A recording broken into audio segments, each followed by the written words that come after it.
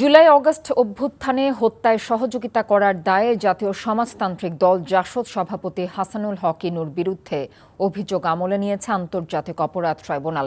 এর আগে সকালে ইনুর বিরুদ্ধে ট্রাইব্যুনাল ২-এ আনুষ্ঠানিক অভিযোগ দাখিল করে প্রসিকিউশন।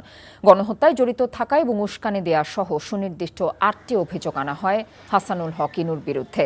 প্রসিকিউটর গাজী এম.এইচ. তামিম জানিয়েছেন, হাসানুল হক ইনু নিজ এলাকা কুষ্টিয়া সহ সারা দেশে গণহত্যায় সমর্থন, জনমত গঠন এবং উস্কানি দিয়েছেন। তিনি ভারতের মিরর নামে একটি গণমাধ্যমে সাক্ষাৎকার দিয়ে জুলাই যোদ্ধাদের সন্ত্রাসী আখ্যা দিয়েছেন। এছাড়া আন্দোলন চলাকালীন ১৪ দলের বৈঠকে হত্যার পক্ষে নানা ভূমিকাও পালন করেন।